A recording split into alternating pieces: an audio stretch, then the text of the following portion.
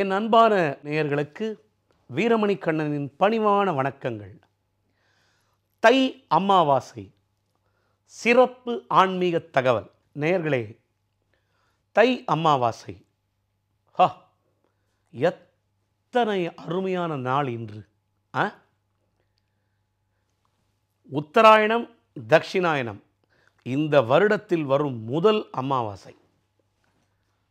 பக்தர்களே, நேயர்களே, நம்முடைய வாழ்க்கையின் மிகப்பெரிய சக்தி யார்னா த டிரான்ஸ்ஃபார்மேஷன் ஆஃப் எனர்ஜி.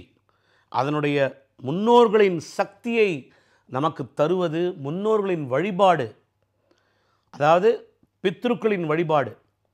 தந்தை வழி, தந்தை, தாத்தா, பாட்டனார், முப்பாட்டனார், நம்முடைய முன்னோர்களின் சக்தி நம்முடைய வாழ்க்கையின் கர்ம பலனாக இயங்கிக் கொண்டிருக்கிறது என்றால் அது மிகையாகாது. அப்பேற்பட்ட வருடத்திற்கு முதல் அமாவாசையாக, அதுவும் உத்தராயணத்திலே, எப்படி நான் முதல்ல சொன்னேன் பார்த்தீங்களா, தை அமாவாசை, ஆடி அமாவாசை, மகாலய அமாவாசை, இது மூன்றும் வருடத்திற்கு 3 முறை வரும். இந்த அமாவாசை ரொம்ப ரொம்ப முக்கியம். நம்மளுடைய முன்னோர்களை நினைத்து வழிபடுவதன் மூலம் முன்னோர்களின் ஆசிகள் இருந்தால் எத்தனை சவால்களையும் வாழ்க்கையில் வெல்லலாம் என்பதற்கு அற்புதமான உதாரணங்கள் தான் இந்த தை அமாவாசை. குறிப்பாக மார்கழி மாதம் தேவர்களுக்கு உரிய மாதமாக கருதப்படுகிறது. அதாவது அவர்களுக்கு உரிய அந்த நல்ல வேலைகள் எல்லாம் அவர்கள் செய்வார்கள். அதே போன்று தை மாதம் அவர்கள் விழித்து எழுந்து துவங்கும் அந்த காலத்தில்தான் உத்தராயணம் என்று நாம் சொல்கிறோம். அதாவது the rotation of the year. புரியுதா? ஏன்னா தை, மாசி, பங்குனி, தை தான் முதல்ல ஆரம்பிக்கிறது நமக்கு வருடத்தின் ஆரம்பத்தில். அப்பேற்பட்ட இந்த மகர மாதத்திலே சூரியனுக்கு உகந்த மாதம் இந்த தை ஃபுல்லாக. அதான் பாருங்கள், என்ன விசேஷம் பாருங்களேன். பிப்ரவரி 4ஆம் தேதி ரத சப்தமி, சூரியனுக்கு உகந்த நாள் அது. அதை நான் சொல்ல போகிறேன் உங்கள்கிட்ட.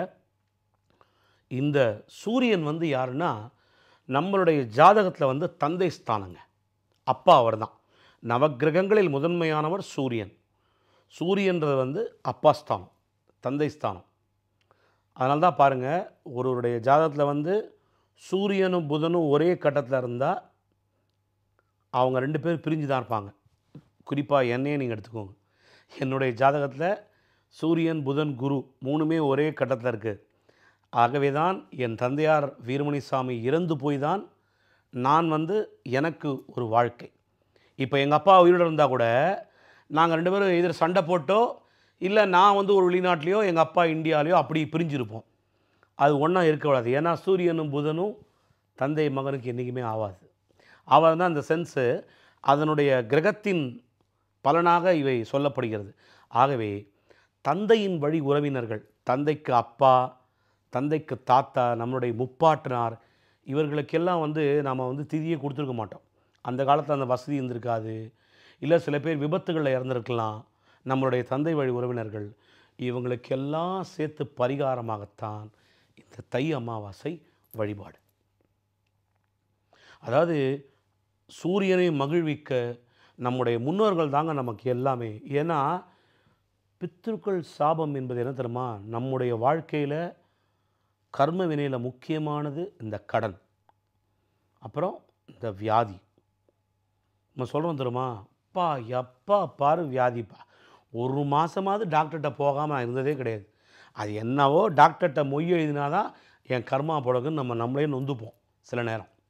அதே மாதிரி பாருங்கள், நல்லா சம்பாதிப்போம், நல்லா 1,50,000 2 லட்சம் சம்பாதிப்போம். 30ஆம் தேதி போனால் ஒரு 15,000 எனக்கு கொடுங்களேன், நான் சம்பளம் வந்தனே கொடுத்துட்றேன். அதாவது எவ்வளோ வந்தாலும் பத்தாது என்ற ஒரு சுணக்கம் இருந்து கொண்டே இருக்கும் வாழ்க்கையில். இந்த செல்வ சுணக்கு ஏற்படும் எதனால்? பித்ருக்களின் சாபம். கடன் என்பதே பித்ருக்களின் சாபம் தாங்க அது. ஸோ அந்த பித்ருக்கள் மனம் குளிர, அவர்களை நினைத்து அவர்களை மனம், என்னங்க பித்ருக்கள்னால் நம்ம என்னங்க பெருசாக வழிபாடு பண்ண போகிறோம்? அவங்களுக்கு பிடித்த படையலை பண்ண போகிறோம். அவங்களுக்கு பிடித்த, அதாவது நீங்கள் பிராமண சமுதாயத்தில் பிறந்தவர்களானால் அவர்கள் நினைத்து எள்ளும் ஜலமுமாக அவர்களுக்கு உங்கள் அப்பா, உங்களுடைய தாத்தா, உங்களுடைய தாத்தாவுடைய அப்பா 3 தலைமுறையை சொல்லி நீங்கள் வந்து அவர்களுக்கு எள்ளு ஆகாரம் கொடுக்க போகிறீர்கள். அன்றைக்கி என்ன பண்ணுன்னா, அசைவம் கண்டிப்பாக சாப்பிடக்கூடாது. தயவுசெய்து ஒரு சிறிய வேண்டுகோள், இந்த மாதிரி நல்ல நாட்களில் இந்துவாக பிறந்த நாம் எல்லாரும், இன்றைக்கி எல்லாரும் அதை கடைப்பிடிக்கிறாங்க, சந்தோஷம் எனக்கு. இருந்தாலும் சொல்கிறேன், தயவுசெய்து அதாவது 80% இந்து சமுதாயத்தை சேர்ந்தவர்கள், இந்து மதத்தை பின்பற்றுபவர்கள், இந்து மத வழிபாட்டை கடைபிடிப்பவர்கள் இந்த வழிபாடுகளை எல்லாம் கரெக்டாக செய்கிறார்கள். புலால் உணவு அருந்தாமல், மது அருந்தாமல், புகைப்பிடிக்காமல் இருக்கிறார்கள். எனக்கு என்னென்னா 100% அது மாதிரி இருக்கணுங்க. அதுதாங்க ஆசை. சொல்லுவான், ஐயோ நம்மளால் ஒரு நாள் கூட கவுச்சி சாப்பிடாமல் இருக்க முடியாதுப்பா. அந்த மாதிரி வேண்டாங்க. குறிப்பாக நான் கைகூப்பி கேட்டுக்கொள்கிறேன் என்னுடைய சகோதரர்களுக்கும் என்னுடைய சகோதரிகளுக்கும், இந்து மத சமுதாயத்தை பின்பற்றுபவர்கள், இந்து மத சனாதன தர்மத்தை வழிபடுபவர்கள், இந்து மத வழிபாட்டினை மேற்கொள்பவர்கள், இந்த தை அமாவாசை, ஆடி அமாவாசை, மகாலய அமாவாசை, கூடுமானவரை எல்லா அமாவாசையும் நீங்கள் விரதம் இருந்தீங்கன்னா சொந்த விரதம்னா நான் உங்களை வந்து பட்னியாக கிடக்க சொல்ல, அன்றைக்கி ஒரு நாள் இந்த புலால் உணவு தயவுசெய்து தவிர்த்து விடுங்கள். இந்த தை அமாவாசையில் அத்தனை சக்தி இருக்கிறது. உங்களுடைய முன்னோர்கள் மனம் குளிர்ந்தால் உங்களை எங்கேயோ கொண்டு போய் வச்சுருவாங்க அவங்க. அவ்வளவு, ஏன்னா நம்மளுடைய முன்னோர்கள் நமக்கு கண்கண்ட தெய்வம். நான் இருக்கும்போது ஏன் அப்பா அம்மாவை ஆராதிங்கன்னு சொல்கிறேன், ஏன்னா அப்பா அம்மாவோட அருமை போனதான் தெரியும். இன்றைக்கே சொல்கிறேன், செல்ஃபோனில் உங்கள் ஃபோனில் dad call from dad, call from mom அப்படின்னா நீங்கள் ரொம்ப கொடுத்து வச்சவங்க வாழ்க்கையில். எனக்கு அப்பா அம்மாவோட அருமை தெரியும், ஏன்னா நான் தாய் தந்தை 2 பேரையும் இழந்தவன். இன்றைக்கி நான் நல்ல செஞ்சுருக்கும் போது எங்கள் அம்மா நான் வச்சுக்க முடியலையே, எங்கள் அம்மா இதை பார்க்க இல்லையே, எங்கள் அப்பா என் கூட இல்லையேன்னு ஒவ்வொரு நாளும் நாம் என்ன தான் உயர்ந்த நிலைக்கு போனாலும், நம்ம நல்லா இருந்தாலும் நம்ம கூட அப்பா அம்மா இல்லைன்றது வந்து ஒரு மிகப்பெரிய ஒரு கர்சுங்க. அது எல்லாருக்கும் கிடச்சிடாது. எத்தனை பேருக்கு இன்றைக்கி 60ஆம் கல்யாணம் 80ஆம் கல்யாணம் தந்தை தாய்க்கு செய்து வைக்கும் பாக்கியம் எத்தனை குழந்தைகளுக்கு இருக்கிறது. அப்பேற்பட்ட குழந்தைகளெல்லாம் கொடுத்து வைத்தவர்கள் நீங்களெல்லாம். ஆராதியுங்கள் பெற்றோர்களை, உங்களது முன்னோர்களை வழிபடுங்கள். தை அமாவாசையில் அப்படி ஒரு ப்ரேயர் பண்ணுங்க. அது என்ன தெரியுமா? சாட்சி, சிவபெருமானை சாட்சியாக வைத்து காசியிலும் கயாவிலும் பெருமாளை சாட்சியாக வைத்து அந்த பிண்டத்தை போடுங்கள். தை அமாவாசை என்று முடிந்தால், உங்களுக்கு வசதி இருந்தால் இந்த வருஷம் விட்டுருங்க, அடுத்த வருஷம் தை அமாவாசைக்கோ ஆடி அமாவாசைக்கோ பிளான் பண்ணுங்க. மாலை அமாவாசைக்கோ காசிக்கு போய் சிவபெருமான் சாட்சியாக வைத்து உங்களது முன்னோர்களுக்கு திதியை கொடுங்கள். அதேமாதிரி கயாவில் விஷ்ணு பாதம் இருக்கிறது, அங்கே பிண்டத்தை போடுங்கள். லைஃப் லாங் உங்களுடைய கர்ம வினை ஒழிந்தது, கர்ம வினை முடிந்தது. அதுக்கப்புறம் கடனில்லா வாழ்க்கையை வாழலாம். நீங்கள் இந்த கடன், இந்த ருணம், ரோகம் இரண்டுமே பித்ருக்கள் சாபத்தினால்தான் நமக்கு வருவது. ஆக்சுவலாக பித்ருக்கள் சாபம்னா அவங்க நீ நாசமாக போன்னு சொல்கிறது இல்லை. அந்த ஆத்மா வந்து அலையுமா சாப்பாட்டுக்கு. ஐயோ நம்மளுடைய வழி வந்தவன் தானே இவன், தை அமாவாசைக்கு நமக்கு படையல் போட மாட்டானா, நமக்கு சாப்பாடு கிடைக்காது, அந்த ஆத்மா ஏங்குமா. மீண்டும் சொல்கிறேன், இதெல்லாம் இந்து மத சனாதன தர்மத்தில் நம்பிக்கையுடன் இருப்பவர்களுக்கு நான் சொல்கிறேன். நீங்கள் ஒன்றும் கேட்கலாம், காக்காக்கு சாதம் வைக்கிறோம் அதுனா, அது காக்காவே வந்து காகம் என்பதே நம்முடைய முன்னோர்கள் தான். புரியுதா உங்களுக்கு? அதனால் தை அமாவாசையில் இந்த மாதிரி பித்ருக்கள் வழிபாட்டை செய்துவிட்டு தான் நீங்கள் உங்கள் அடுத்த பூஜையை செய்ய வேண்டும். உங்களது பிரார்த்தனை தெய்வமே அன்றைக்கி வந்து செகண்டு தாங்க. இப்போ தை அமாவாசை ஆடி அமாவாசைக்கே இவ்வளோ பவர் இருக்குன்னா, மாதம் அமாவாசைக்கு நீங்கள் உங்களுடைய முன்னோர்களை நினைத்து நீங்கள் வழிபாடு செய்யுங்க. எத்தனை புண்ணியம் தெரியுமா உங்களுக்கு? சும்மா சாதாரணம் இல்லைங்க.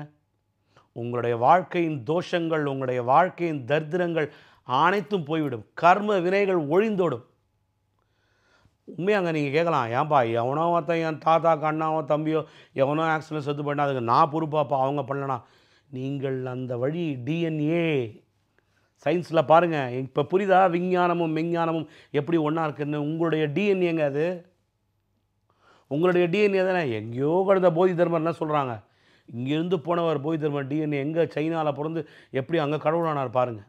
அதுதான் உங்களுடைய டிஎன்ஏ. நீங்கள் அவர் வழி வந்தவர்னால நீங்கள் அந்த பாவத்தை குறையனா. ஒரு கும்பாபிஷேகம் பார்த்தாலே 1000 கோயிலுக்கு போன புண்ணியம்னு சொல்கிறோம். அதே மாதிரி இன்றைக்கி வந்து ஒரு கும்பாபிஷேகத்தை நீங்கள் நடத்துனீங்கன்னா முன்னிருந்து 1000 தலைமுறைக்கு அந்த புண்ணியமாக அப்பேற்பட்ட பவர் அந்த கும்பாபிஷேகத்துக்கு. ஒரு ஆலய கும்பாபிஷேகத்தை முன்னின்று நீங்கள் கோவில் கட்டி ஏங்க ராஜராஜ சோழன் இன்னி வரைக்கும் நிலச்சிருக்கு. நான் ஒரு பாட்டே பாடிருக்கேன். மாட மாளிகை மனுஷன் கட்டினா, அதில் எத்தனை காலம் வாழ்ந்து இருந்தான், ராஜராஜனும் கோவில் கட்டினான், அவன் இன்று வரைக்கும் வாழ்ந்து இருக்கான். ஏன் அப்பேற்பட்ட பிரகதீஸ்வரர் கோயிலை கட்டிய ராஜராஜன் பேர் இன்றைக்கும் ஏன் எனக்கு ராஜராஜ சோழன் பேர் நினச்சிருக்குன்னா, ஆலயம் எழுப்பி ஈசனை அதில் வைத்து அழகு பார்த்து இன்றைக்கி அவனுடைய தலைமுறை எத்தனை பேர் சொல்லும். எவ்வளோ பேர் தாண்டி அந்த சோழர் பரம்பரையில் உதித்த அந்த சத்யராஜ் விளையாட்டாக சொல்லுவார் பாருங்கள், சோழர் பரம்பரையில் வந்த மற்றொரு எம்எல்ஏனோட. அந்த மாதிரி அவ்வளோ ஒரு தீட்சமான புண்ணியம் அது. பித்ருக்களுக்கு நாம் கர்ம காரியம் செய்வது என்பது அத்தனை விசேஷம். அதுவும் தை அமாவாசையில் வழிபட, அதுவும் நீங்கள் ரொம்ப புண்ணியம். அதாவது யாரெல்லாம் இன்றைக்கி திருச்சி, கும்பகோணம், அங்கெல்லாம் நர்மதா, கங்கா, யமுனா, கோதாவரி, கிருஷ்ணா இந்த நதிக்கரையில் வாசம் செய்பவர்கள் எல்லாம் ரொம்ப புண்ணியம் பண்ணியிருக்கீங்க நீங்களாம். உண்மையாகவே சொல்கிறேன். ஏன்னா காவேரி கரையில் உக்காந்துட்டு நாளைக்கு தை அமாவாசை திதி கொடுங்க உங்கள் முன்னோர்களுக்கு. எத்தனை புண்ணியம் தெரியுமா? ஏன்னா பஞ்சபூதங்களில் நீர், அதன் முன்பாக இருந்து நீங்கள் அந்த திதி கொடுக்கிறீர்கள். எத்தனை அதை சாட்சியாக வைத்துக்கொண்டு பஞ்சபூதங்களில் ஒன்றான நீர் தேவதை முன்பாக என்னுடைய பித்திருக்களுக்கு நான் செய்கிறேன்.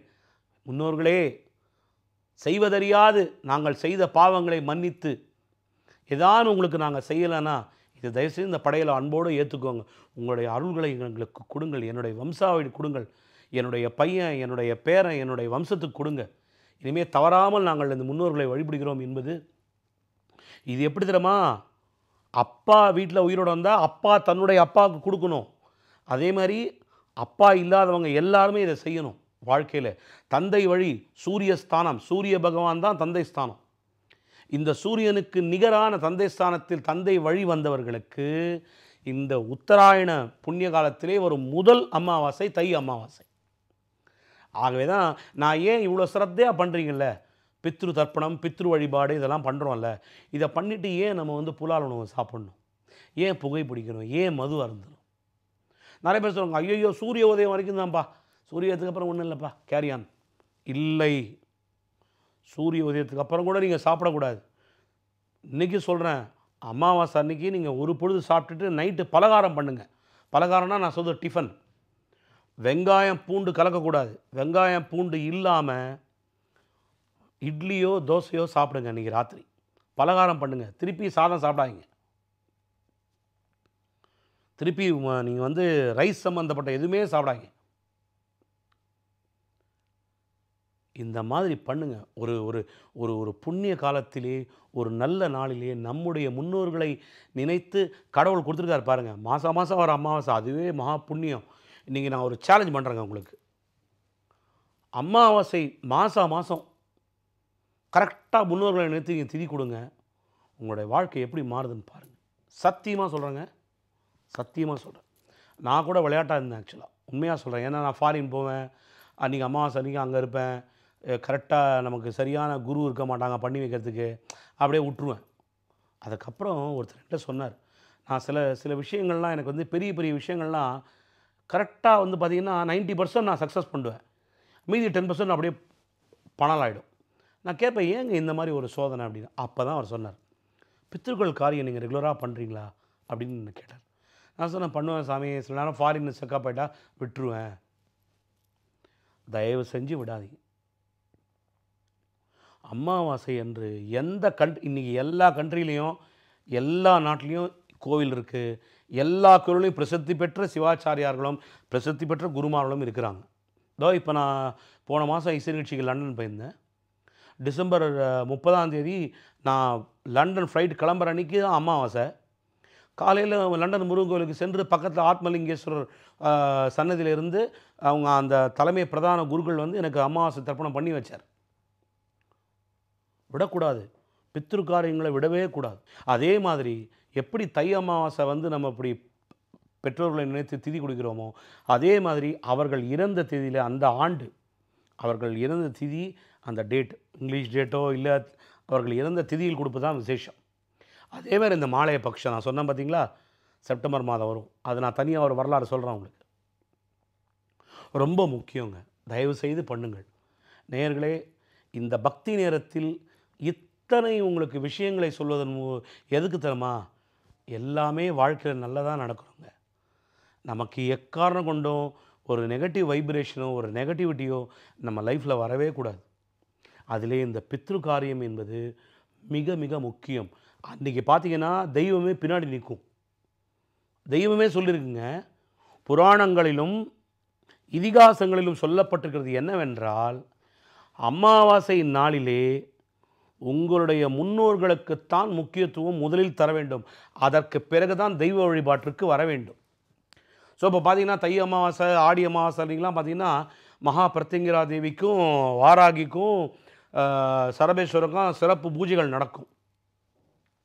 அதுலேயும் பாருங்கள் ஒரு விசேஷம், தை அமாவாசையும் திருவோண நட்சத்திரமும் ஒன்றா வருது. ஸோ இந்த திருவோண நட்சத்திரம் வந்து பெருமாளுக்குரியதாகும். ஸோ நல்லா பாருங்கள், சிவன் தந்தை, திருமால் அன்னை, அப்பா அம்மாவை சாட்சியாக வச்சுண்டு இந்த மாதிரி ஒரு பித்ரு காரியத்தை செஞ்சு பண்ணுங்க நேயர்களே.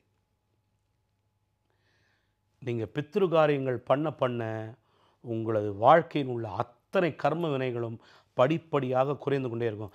கர்ம வினை ரெடியூஸ் ஆச்சுன்னா என்ன ஆகும்? வாழ்க்கையில் கேட்டதெல்லாம் கிடைக்கும். கஷ்டன்ற வார்த்தையே வாழ்க்கையில் இருக்காது. சின்ன சின்ன கஷ்டங்கள் வரும், அப்பப்போ மறைஞ்சு போயிடும். அதற்கு இந்த பித்ரு வழிபாடுகள் உங்களுக்கு மிகப்பெரிய ஒரு சாநித்தியமாக இருக்கும். அதுதான் தை அமாவாசையின் அற்புதமான வழிபாடு. காவேரி கரையில் நான் இந்த தயவு செஞ்சு திருச்சி பக்கம் இருக்கிறவங்க, இந்த ஸ்ரீரங்கம் பக்கம் இருக்கிறவங்க, காவேரி கரையில் யார் இருக்காங்களோ இந்த கும்பகோணம், இப்போ பாருங்கள் அந்த மகா பிரஜ் போயிட்டே இருக்குது கும்பமேளா. எத்தனை இப்போ நாளைக்கு எவ்வளோ பேர் பண்ணுவாங்க தெரியுமா? அந்த கும்பமேளாவில் பாருங்கள், நாளைக்கு அவங்க இப்போ முன்னோர்களுக்கு திதி கொடுப்பது பாருங்கள், அத்தனை விசேஷங்க.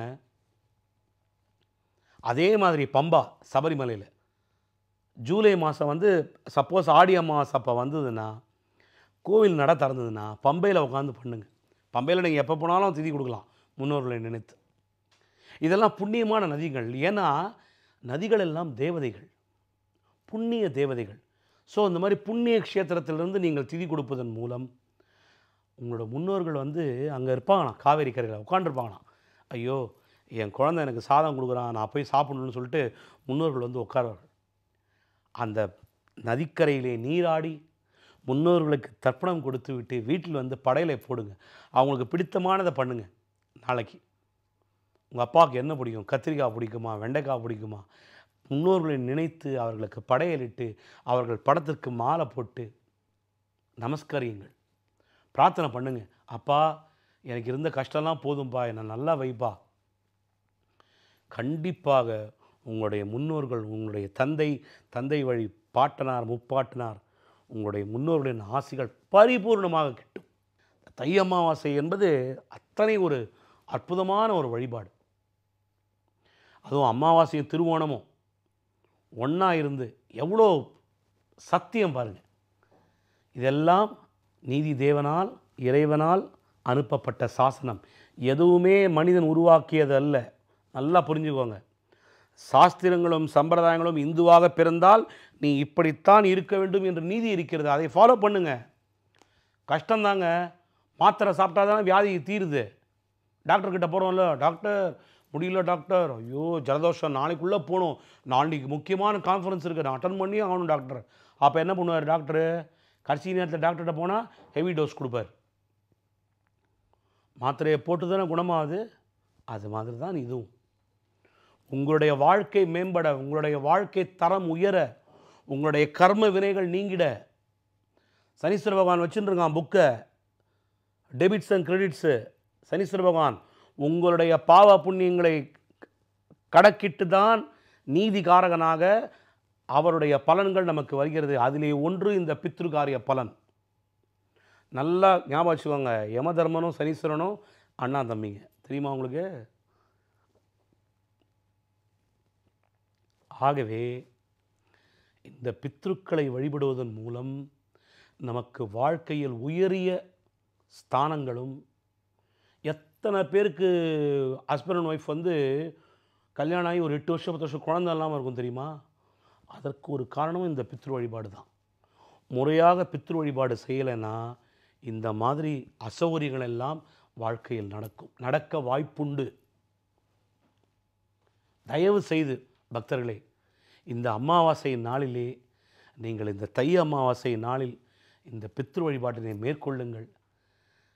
80% செய்கிறவங்க சந்தோஷம், ஆனால் எனக்கு 100% ரிசல்ட் வேணுங்க. தயவு செய்து பண்ணி உங்களுடைய முன்னோர்களை குஷிப்படுத்துங்கள், அவர்கள் மனதை திருப்திப்படுத்துங்கள்.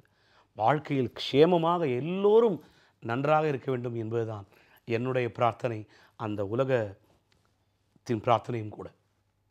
ஆகவே இந்த தை அமாவாசை நாளிலே நமது முன்னோர்களை நினைத்து நாம் எல்லாம் வாழ்க்கையில் மிகப்பெரிய வெற்றிகளையும் நன்மைகளையும் பெற வேண்டும் என்று தெரிவித்துக்கொண்டு, மீண்டும் உங்களை மற்றொரு ஆன்மீக தகவலோடு, சுவையான தகவலோடு சந்திக்கிறேன்.